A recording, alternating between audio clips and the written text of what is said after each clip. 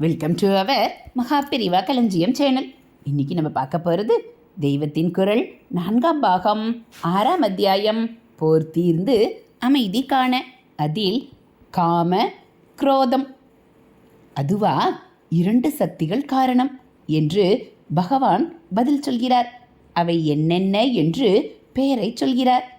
காம ஏஷ குரோத ஏஷ ரஜோகுண சமுத்பவ மகாசனோ மகா பாப்மா வித்யேன மக வைரினம்.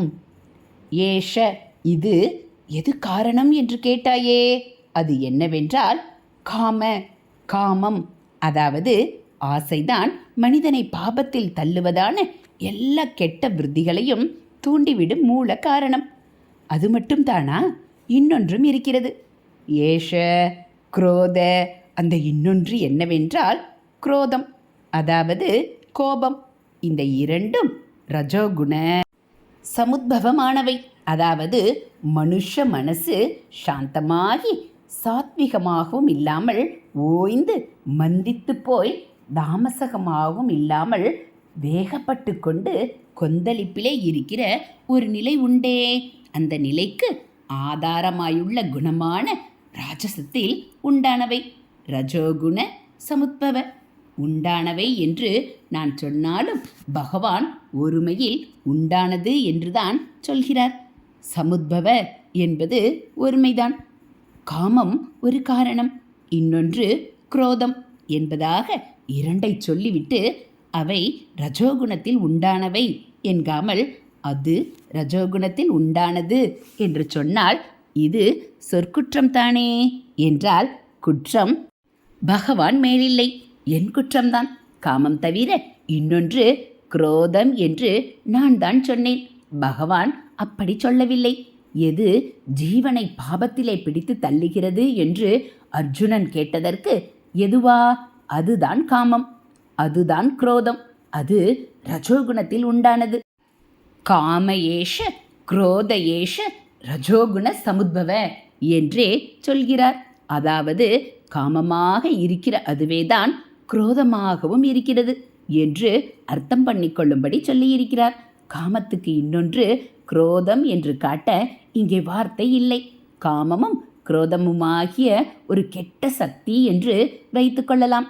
ஆனாலும் காம குரோதம், அதாவது விருப்பு வெறுப்பு என்று இரட்டையாக நாம் எப்போதும் சொல்வதாலேயே அந்த பழக்கத்தில் நான் தான் ஒன்று இன்னொன்று என்று சொல்லிவிட்டேன்.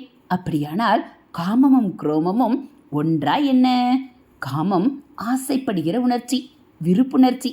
குரோதம் என்பதோ துவேஷ உணர்ச்சியில் உண்டாவது.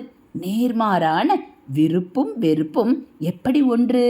ஸ்வதர்மம் வேண்டாம் என்று விடுவது வெறுப்பிலே, பரதர்மம் வேண்டும் என்று எடுத்துக்கொள்வது விருப்பத்திலே. இந்த இரண்டும் எப்படி ஒன்று? ஒன்றுதான். யோசித்து பார்த்தால் புரியும்.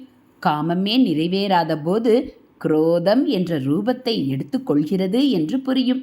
நமக்கு ஒன்றிலே ஆசை இருந்து அது கிடைக்காவிட்டால்தான் கோபம் உண்டாகிறது. நமக்கு ஒருத்தரிடம் வெறுப்பு ஏற்படுகிறதென்றால் அது நமக்கு எது விருப்பமோ அதற்கு மாறாக அவர் நடக்கிறார் என்பதால் தான். நம் விருப்ப பூர்த்திக்கு தடை ஏற்பட்டால் அதுவே வெறுப்பாகிறது. நம் ஆசையின் நிறைவேற்றத்துக்கு எதுவோ குறுக்கே வந்தால் அதனிடம் கோபம் உண்டாகிறது. பரதர்மத்திலே ஏற்படுகிற ஆசை அல்லது விருப்பத்துக்கு தடையாக இருக்கிறது என்பதால் தான் ஸ்வதர்மம் வேண்டாம் என்று அதை வெறுத்து விட்டுவிட தோன்றுகிறது. ஒவ்வொரு ஆசைக்கும் இப்படியே ஆசையாலேயே துவேஷம் ஏற்படுகிறது. பந்தை எறிகிறோம், இதுவே நம் ஆசையின் ஓட்டம் என்று வைத்து கொள்ளுங்கள். அப்போது குறுக்கே தடையாக சுவர் மாதிரி எதுவோ வருகிறது. உடனே பந்து நம்மிடமே திரும்புகிறதல்லவா?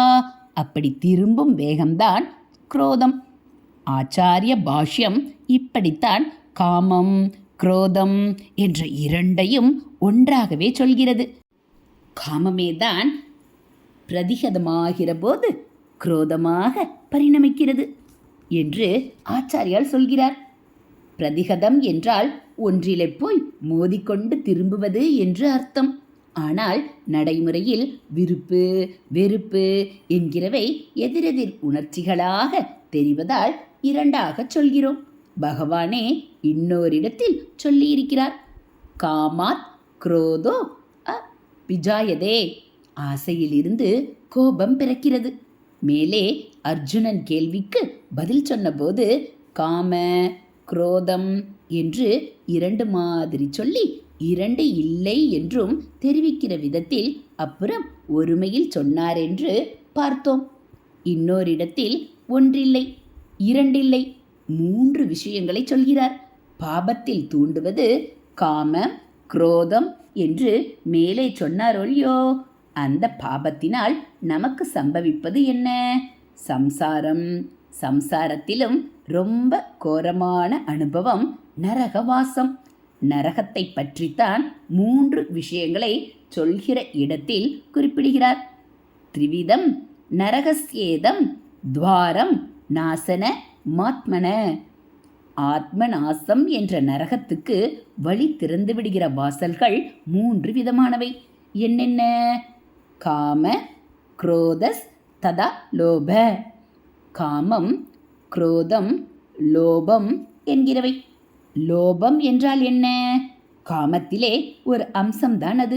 புருஷனுக்கு ஸ்திரீயிடம், ஸ்திரீக்கு புருஷனிடம் உண்டாகும் ஆசையிலிருந்து பீச்சுக்கு போக வேண்டும், அங்கே சுண்டல் வாங்கி சாப்பிட வேண்டும் என்றிருக்கிற ஆசை வரை லோகத்தில் எத்தனை ஆயிரம் தினுசு ஆசை இருக்குமோ அத்தனையும் காமம்தான்.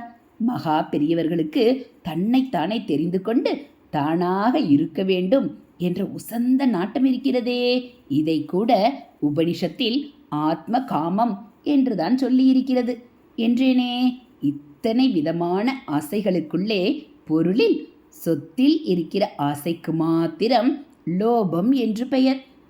தன் பொருளை விடவே மனசில்லாமல் இறுக பிடித்து கொண்டிருப்பவனை லோபி என்கிறோம். ஆக லோபமும் காமத்தின் ஒரு பார்ட்டாகவே இருந்தும் பகவானே இங்கே த்ரிவிதம் 3 தினுசு, 1 காமம், 2 குரோதம், 3 லோபம் என்கிறார். ஹரஹர சங்கர ஜெய ஜெய சங்கர. ஹரஹர சங்கர ஜெய ஜெய சங்கர. மகா பெரியவா சரணம். இது போல் தெய்வத்தின் குரல் பகுதிகளை நீங்கள் தினந்தோறும் கேட்கணும் அப்படின்னா மறக்காமல் நம்ம சேனலை சப்ஸ்கிரைப் பண்ணுங்கள். கூடவே பெல் ஐக்கானையும் கிளிக் பண்ணி ஆங்கிற பட்டனையும் அழுத்திடுங்க. அப்போ நம்ம படிக்கக்கூடிய தெய்வத்தின் குரல் பகுதிகள் உங்களுக்கு உடனே நோட்டிஃபிகேஷனாக வந்துடும். நீங்களும் நம்ம மகா பெரியவா சொன்னதை தினந்தோறும் கேட்கலாம்.